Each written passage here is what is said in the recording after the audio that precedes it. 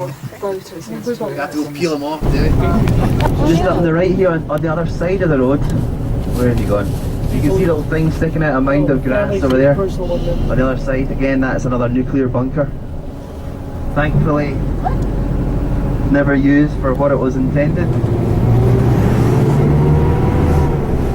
So we're going up to Kyle of Lacouche, 64 miles.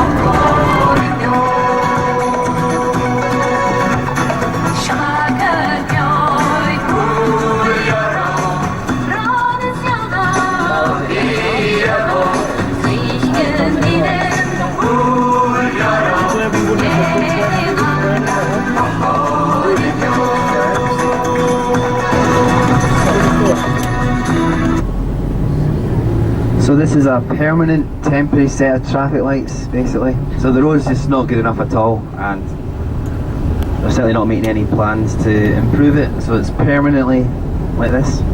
But temporary traffic lights, oh I love them, really really love them. Living in Edinburgh, there's actually a canal system which goes right up through this Great Glen. So Fort William it starts at, although Fort William is very far north. It is still kind of on the west coast to the sea. Red deer antlers, you know exactly what I mean. They're much more larger and chunkier, but maybe not so jaggy. So anyway, this is Loch Lochy that we're at now, and I really like this bit of road. I know it's nice to sort of drive at this level for a change. And when I told you I was climbing Ben Nevis about a month ago or so, I was actually on holiday. I don't know if you can see in the distance on the other side of the loch, you can see lodges. We'll pass them a bit further up. I was staying there.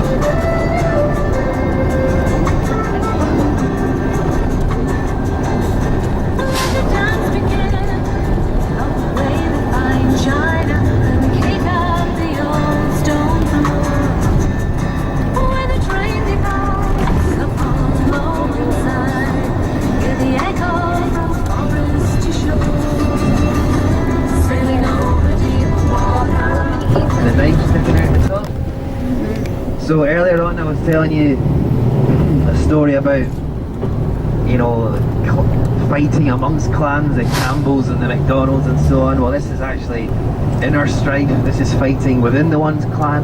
Again, the MacDonald clan, a branch of the MacDonald clan. And the story behind it is that, so clans, that's just another name for family, okay? And MacDonald clan, they would also incorporate other names within the clan. So for example, MacDonald clan would have McAlpine associated with it, and McKeown. And this particular branch of the MacDonald clan, it was the Keppoch family, K-E-P-P-O-C-H. And they were maybe a wee bit high to do, perhaps you could say. The father had sent his two sons off to be educated in France. They'd come back to their homeland near that shop to make them more presentable to present to the clan chief, MacDonald. Which makes me think, you know, we're a sort of contentious bunch as Scots. There's a great Simpsons quote from groundskeeper Willie, the janitor at the bar at schools, at Bart's school. Probably one of the most famous Scotsmen in the world these days. And his quote goes like this: brothers and sisters are like natural enemies, just like Scots and Englishmen, Scots and Welshmen, Scots and Japanese, Scots and other Scots. Oh damn those Scots, they ruined Scotland. You certainly are a contentious bunch, replies Principal Skinner. Oh, you just made it. I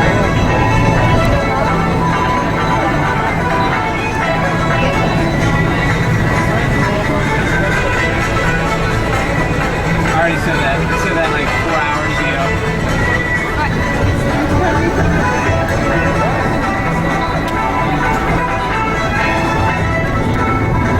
5 years or so, and then it will get chopped down and the wood get used for materials, or most likely what it gets used for is pulp to make paper.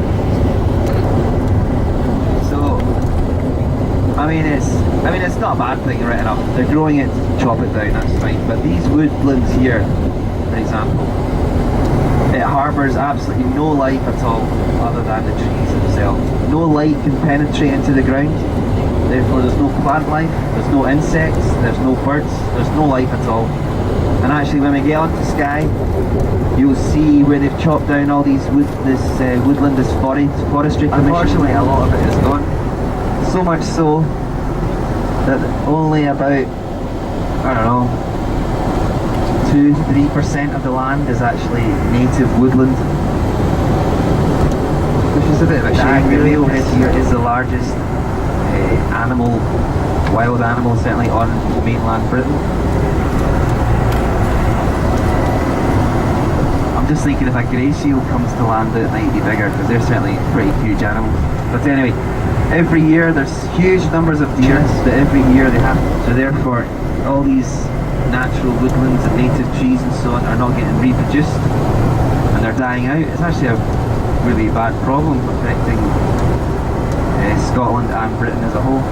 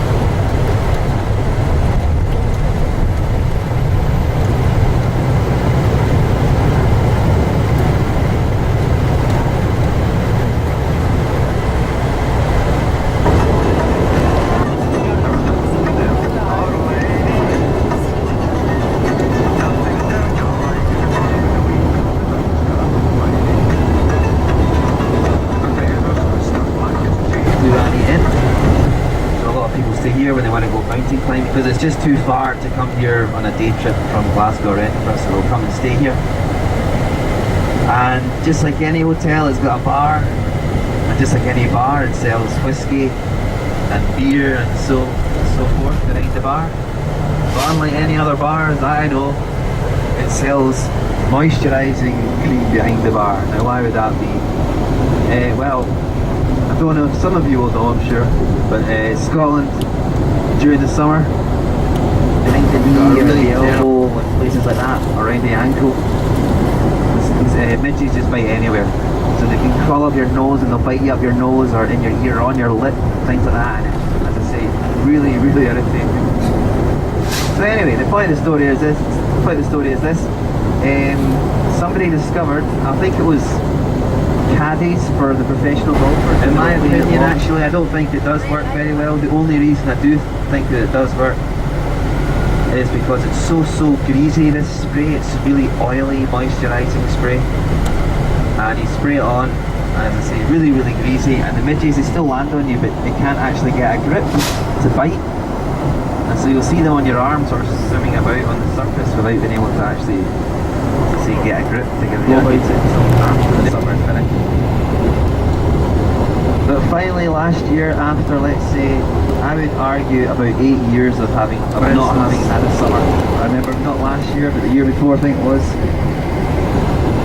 baking hot 25-degree weather in the middle of March, and it was absolutely stunningly beautiful. To say very hot, but in March we were still practically.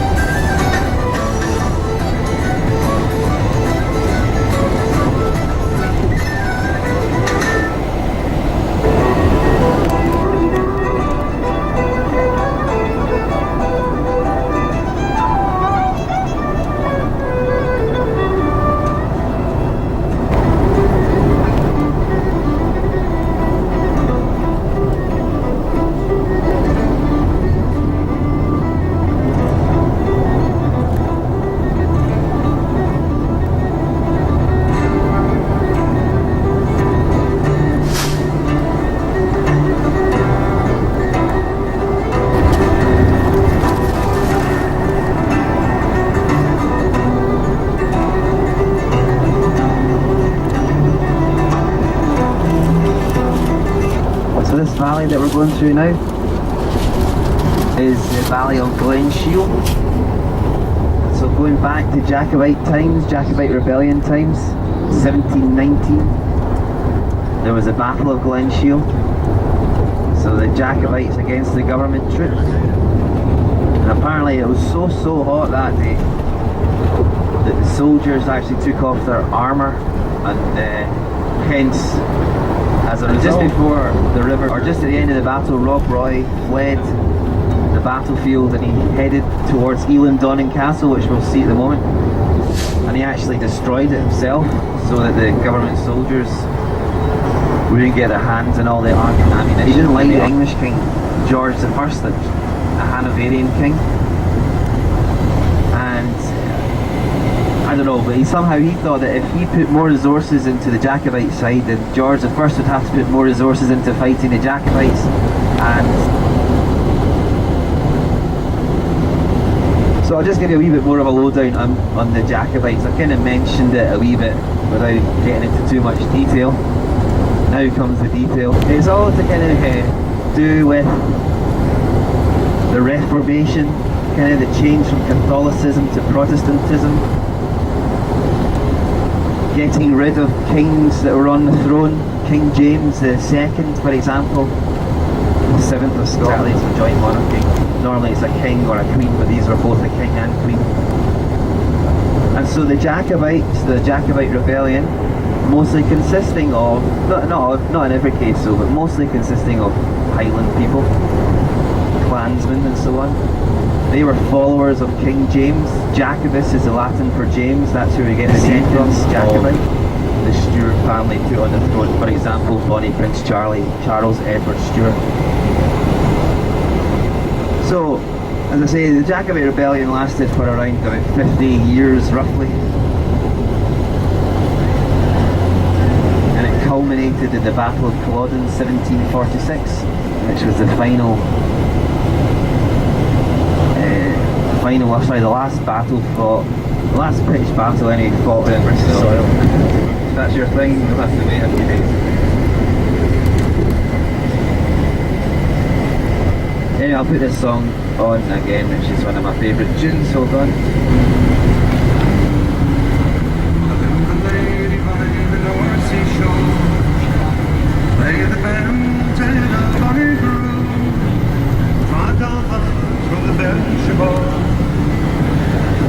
From the Okay,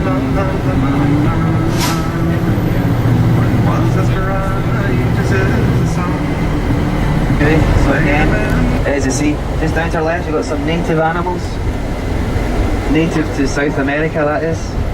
Those are llamas.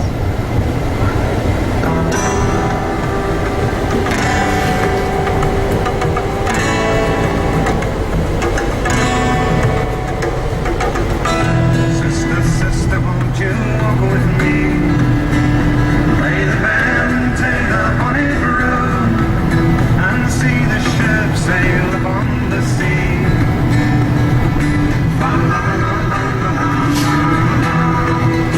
And as they stood on that windy shore, play the band, take the bonnet room, the salt sea carried her body on.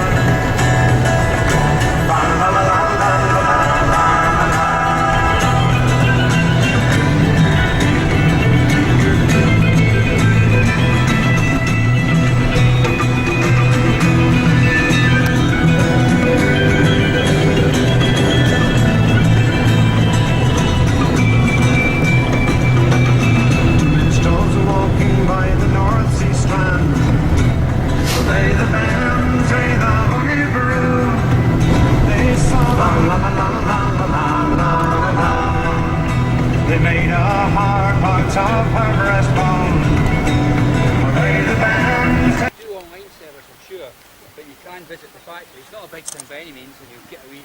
But I don't think the time we arrive back, you'll have time to do it. I don't know for sure. If we have, But we'll see them, you'll see them by the side of the road up by Highland Castle.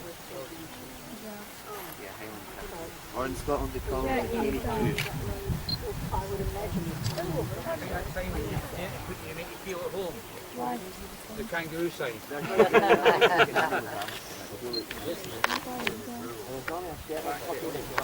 where the white van is on the road? Yeah, I think that's an old pig. Yeah, it's that in Chinese. And then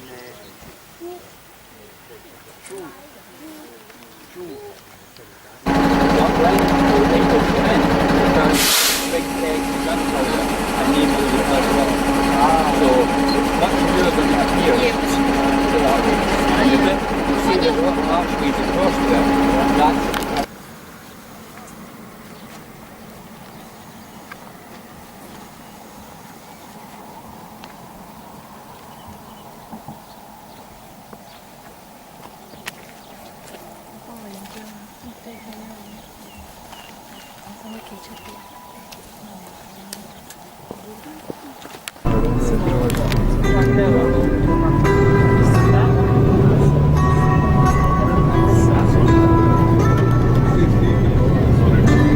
This is great weather, I can't believe how warm it is.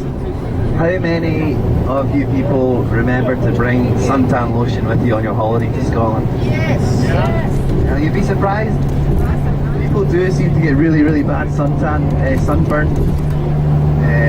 here in Scotland. I think it's mainly due to the fact that they don't think they ever need to pack their suntan lotion. But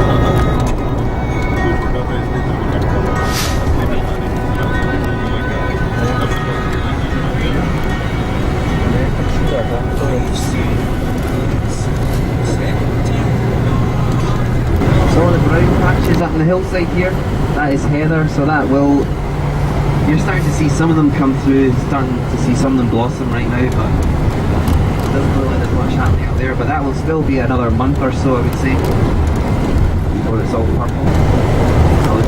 And quite controversially it was when it first opened as well, because when it first opened, it was £14 to cross. £14. I mean, even now £14 is ridiculous, but 20 years ago, £14. I mean, that's just beyond comprehension, really. So it was a bit unfair, because even to the locals and stuff, it was still extremely expensive. So, as I say, what's the point in offering it, giving it to the people, and then charging them an arm and a leg to use it? So I say it was very controversial when it first opened. And then in 1997, Scotland got its devolved parliament. One of the first things they did was to pay off all the tolls.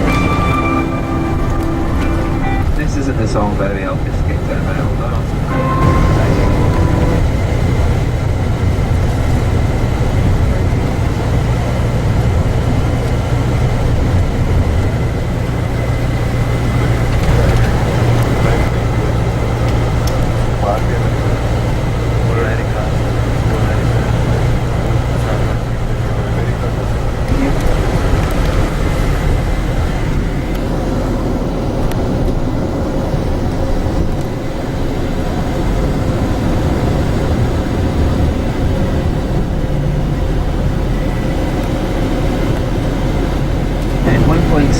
kilometres to 1 mile. Anyway, so again, this song is a very traditional song. In fact,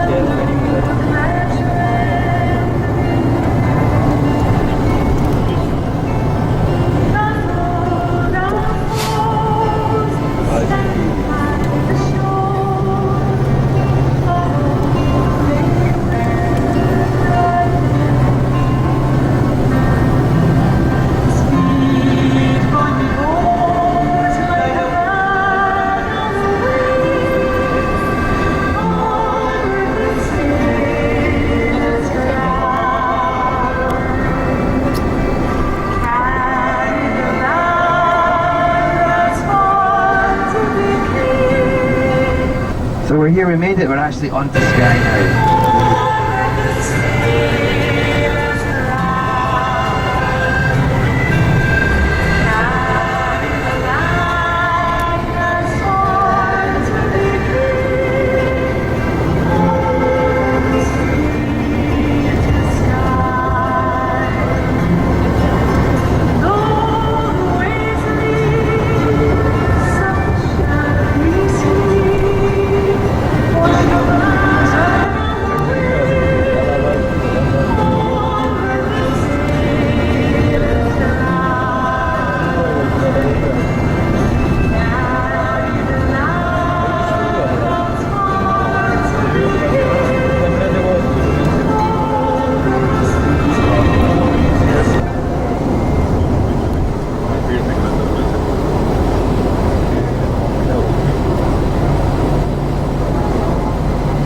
So yeah, we made it onto Skye, the Misty Isle, or the Cloudy Isle, so that's where its name actually comes from.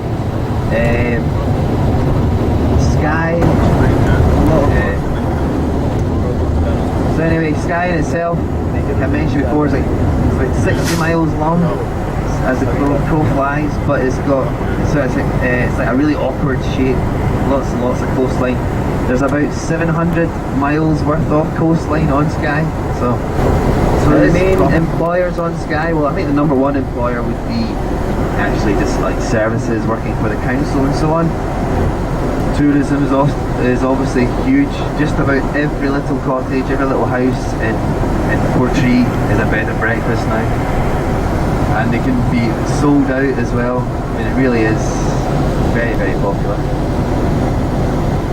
Whiskey is an industry. Talisker is the whiskey from Skye, a very flavoursome whiskey. It must be Shepherd's, another way of putting it. So we've got tourism, main employer, whiskey, fishing, services, and I'm sure there was one more. I think it's further ahead. And it has a population of about 600 people. Portree has got a population of about 2,200 people. And in total, Skye has a population of about 10,000 people, although I imagine it probably fluctuates with this. Anyway, I was going to play a song here that some of you might recognise actually. It's to do with Skye, about a man in his kilt. And in fact, everything is off the one road, so it actually stretches for quite a long distance. But all the houses tend to be just off the main road. Whereas Portree has got a proper little centre to it. It's really a nice little village, Portree, must be said. And like I mentioned before, it's got more pubs in such a small area than anywhere else I know. And it gives you an idea of what they get up to. I've just come down from the eye of the sky, I'm over everything in a mock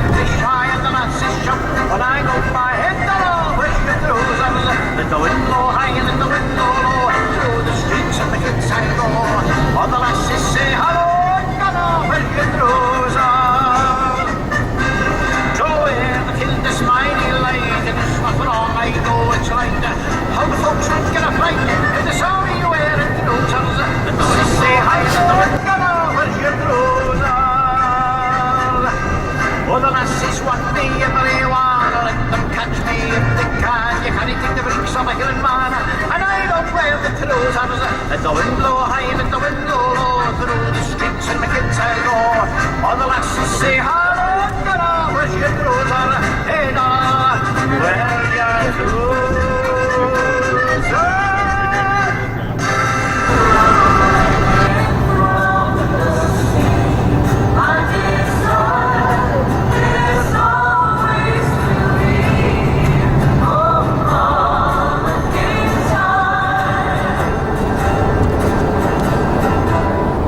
It's like a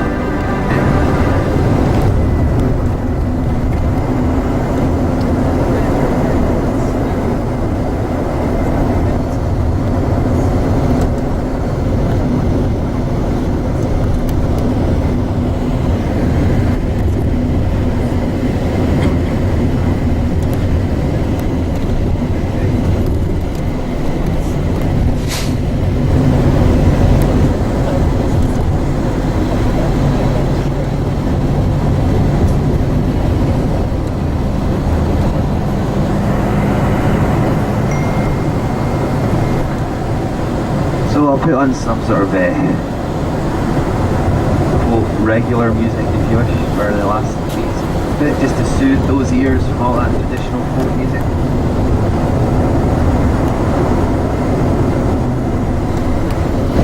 So this song that's come on is a song by Glasgow band Delamitri, don't know if you know that name. They do have one very good song written up, this one, Nothing Ever Happens, and it's about 5 o'clock, 6 o'clock on a Friday or Saturday night.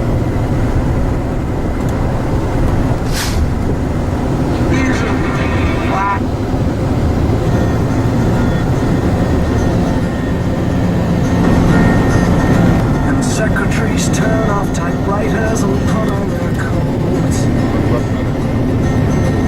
Janitors padlock the gates for security guards to patrol. And bachelors phone up their friends for a drink while the married ones turn on a chat show. And they'll all be lonely tonight and lonely tomorrow.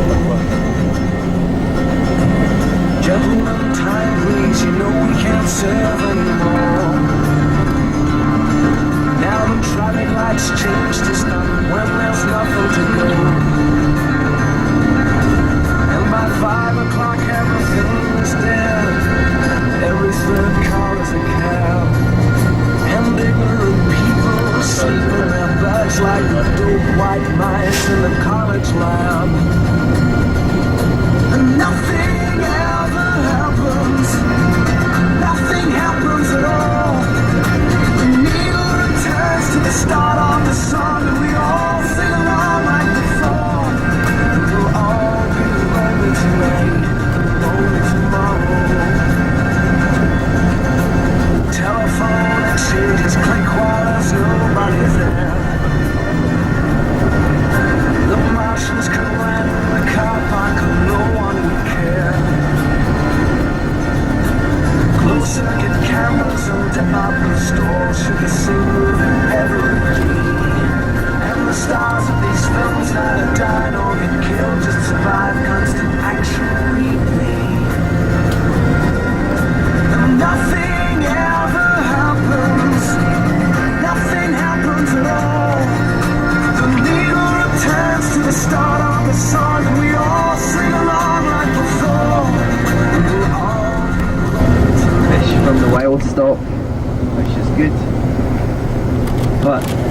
I mean, there's loads and loads and loads and loads of fish being kept in very cramped conditions. They aren't able to grow to their full size. And of course there's escapees. So these escapees actually breed with the wild stock. So in fact they are actually bringing down the specimen quality of the wild stock as well. And I suppose it's better than having no wild stock, isn't it? I'm sure they can still meet improvements and like that.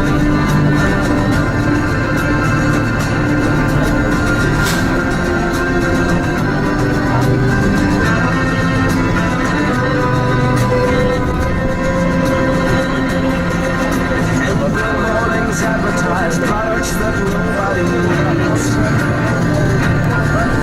While anger from Manchester writes to complain about all being sold TV.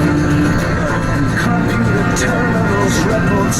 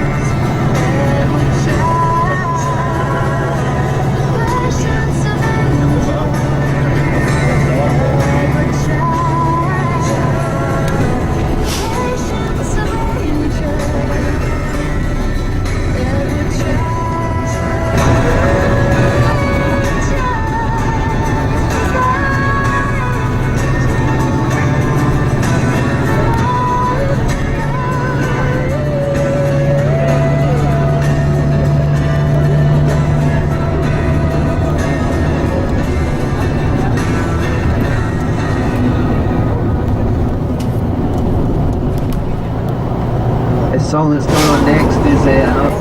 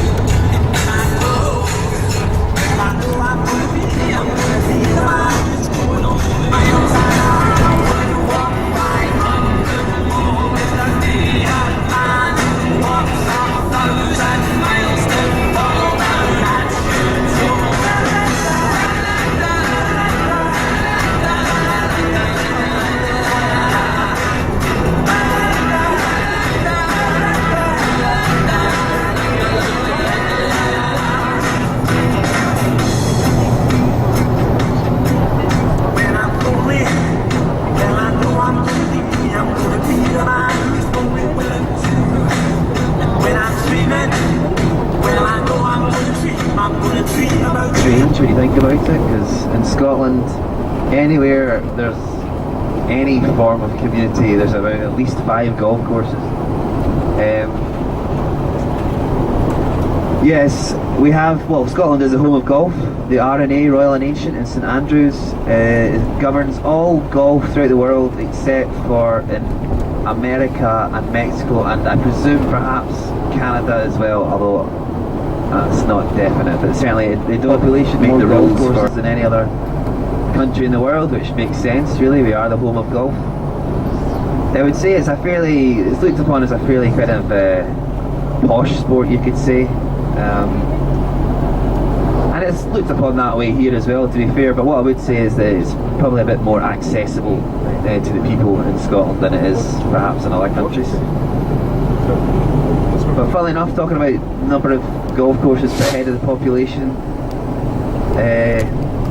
strange. Another one which is like hard to believe, because we're not exactly known to be lovers of cricket. But having said that, I do know quite a few cricket clubs, so maybe it makes sense after all. We don't have a very big population.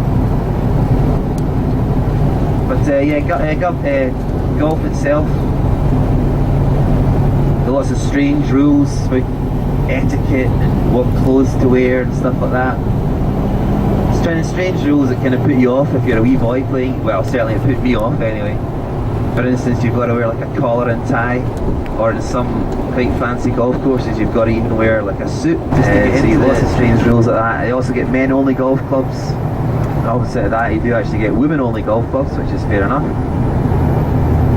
And in some golf courses have strange rules where you've got to wear 2 pairs of socks, and that's just in case you get a hole in one.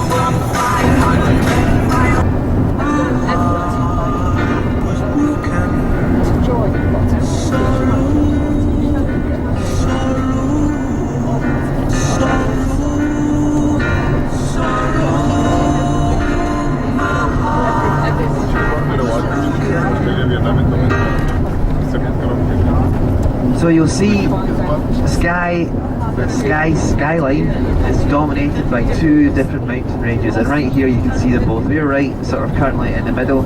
Just before we get down to the bend here, you'll see Glen Sligachen, which goes right down the middle. On one side, on the left side, both made from different rocks, so both made from super huge, massive volcanoes. hundreds and hundreds of millions of years ago. The red coolant, you can kind of tell, looks a bit different. It's made from granite. The granite forms much more uniformly, and you can see that in the shape of the mountains. Are much more sort of conical, regular shape. And then the black coolant, which is the one on the right here, is made from a rock called gabbro, G-A-B-B-R-O, and it's much more flaky, much more breakable. I do actually quite like the red. As a result, like the red coolant as well. And in fact, that Glen Sligachan, which was just there, we'll see it again, don't worry. I do find it very pleasing on the eye, I must say. So the black coolant range actually has, I was talking about Munros earlier today, mountains 3,000 feet or above, or 914 meters or above. The black, so I presume they'll let it go for a while and then they'll replant it at some point.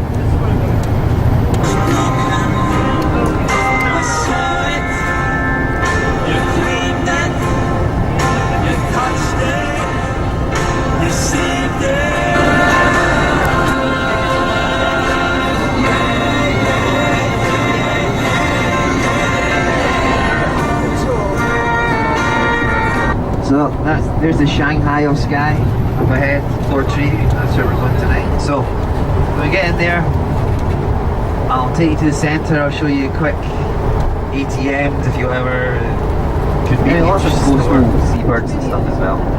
Skuas, I saw some skuas recently, which was fairly exciting. They're really a sort of aggressive pirate seabirds that will steal food from like gannets and stuff like that.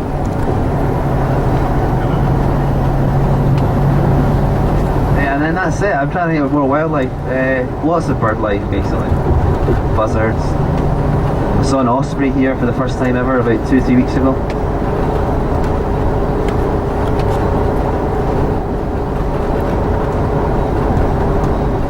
Anyway, this is Rod Stewart that's on, so Rod.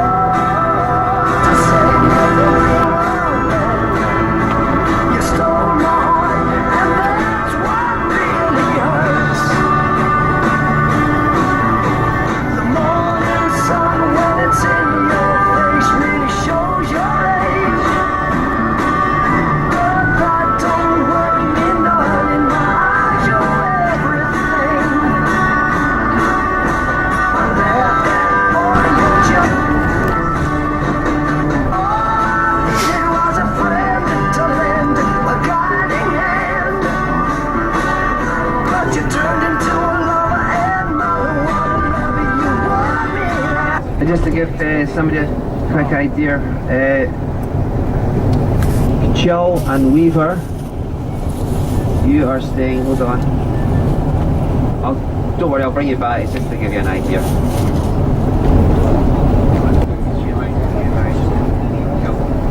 Okay, so Chill and Weaver, you are staying just round the corner here, hold on.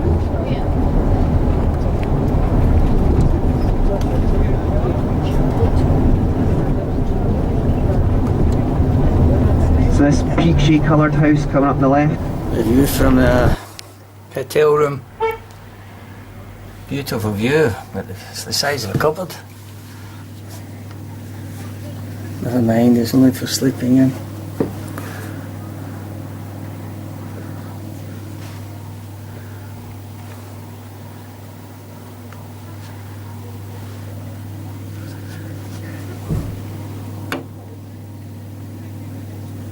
Place is jam packed.